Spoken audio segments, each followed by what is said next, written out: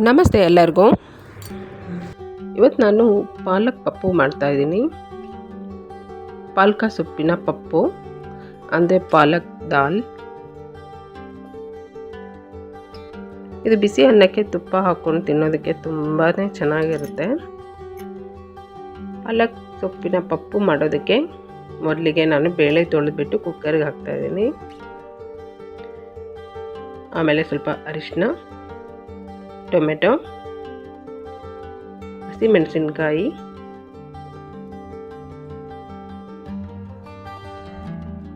ಮತ್ತು ಬೆಳ್ಳುಳ್ಳಿ, ಒಂದು ಉಂಡೆ ಬೆಳ್ಳುಳ್ಳಿ ಬಿಡಿಸ್ಬಿಟ್ಟು ಹಾಕಿದ್ದೀನಿ. ಬೇಳೆ ಬೇಯೋಷ್ಟು ನೀರು ಹಾಕಿ 2 ವಿಷಲ್ ಕೊಟ್ಟರೆ ಸಾಕು, ಚೆನ್ನಾಗಿ ಮೆತ್ತಗೆ ಬೇಯುತ್ತೆ.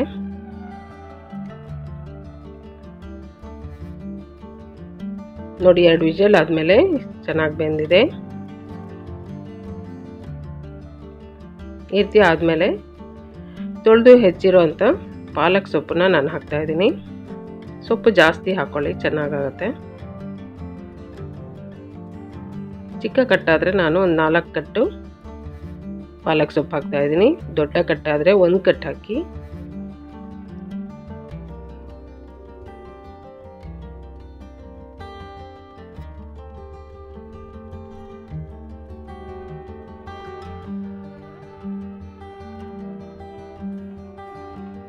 ಸೊಪ್ಪು ತುಂಬ ಬೇಗ ಬೇಯುತ್ತೆ, ಹಂಗಾಗಿ ನಾನು ಬೇಳೆ ಜೊತೆ ಹಾಕಿಲ್ಲ.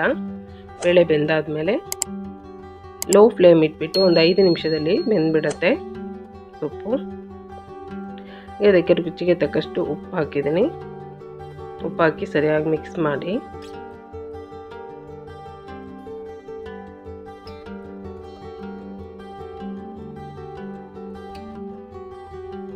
ಅದಕ್ಕೆ ಮುಚ್ಚಳ ಮುಚ್ಚಿಬಿಟ್ಟು ಒಂದು 5 ನಿಮಿಷ ಲೋ ಫ್ಲೇಮಲ್ಲಿ ಬೇಯೋದಕ್ಕೆ ಬಿಡಿ.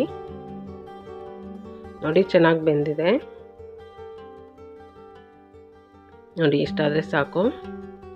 ಈಗ ಇನ್ನೊಂದು ಪಾತ್ರೆಯಲ್ಲಿ ನಾನು ಒಗ್ಗರಣೆ ಹಾಕ್ತೀನಿ. ಒಗ್ಗರಣೆಗೆ ಎಣ್ಣೆ ಹಾಕಿ, ಎಣ್ಣೆ ಕಾದ್ಮೇಲೆ ಸಾಸಿವೆ ಸಿಡಿಬೇಕು. ಸಿಡಿದ್ಮೇಲೆ ಸ್ವಲ್ಪ ಜೀರಿಗೆ, ಸ್ವಲ್ಪ ಮೆಂತೆ, ಮತ್ತು ಒಂದು 4 ಎಸಳು ಬೆಳ್ಳುಳ್ಳಿ, ಕರಿಬೇವಿನ ಸೊಪ್ಪು,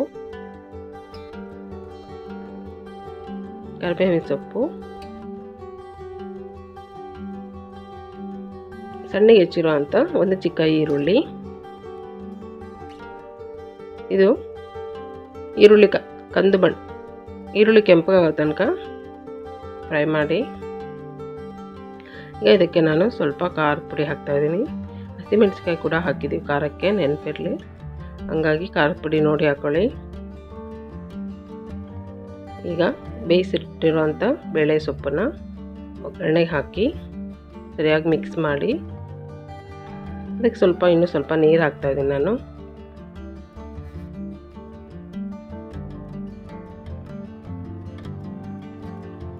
ತುಂಬ ನೀರು ಹಾಕಬೇಡಿ, ನೋಡಿ ಈ ಹದದಲ್ಲಿ ಇರಬೇಕು, ಆವಾಗಲೇ ಚೆನ್ನಾಗಿರುತ್ತೆ.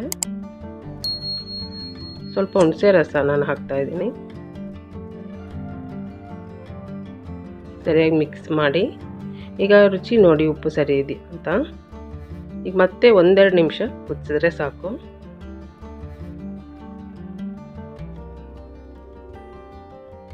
ಈಗ ಆಗಿದೆ. ಮೇಲೆ ಕೊತ್ತಂಬರಿ ಸೊಪ್ಪು ಹಾಕಿ ಮಿಕ್ಸ್ ಮಾಡಿದರೆ ಸೂಪರಾಗಿ ರುಚಿಯಾಗಿರುವಂಥ ಪಾಲಕ್ ಸೊಪ್ಪಿನ ಪಪ್ಪು ರೆಡಿ ಆಯಿತು. ಬಿಸಿ ಅನ್ನಕ್ಕೆ ತುಪ್ಪ ಹಾಕ್ಕೊಂಡು ತಿನ್ನೋದಕ್ಕೆ ಸೂಪರಾಗಿರುತ್ತೆ, ಮತ್ತು ಚಪಾತಿ ಕೂಡ ತುಂಬ ಚೆನ್ನಾಗಿರುತ್ತೆ. ನನ್ನ ವಿಡಿಯೋ ಇಷ್ಟ ಆದರೆ ಲೈಕ್ ಮಾಡಿ, ಶೇರ್ ಮಾಡಿ, ಸಬ್ಸ್ಕ್ರೈಬ್ ಮಾಡಿ. Thank you.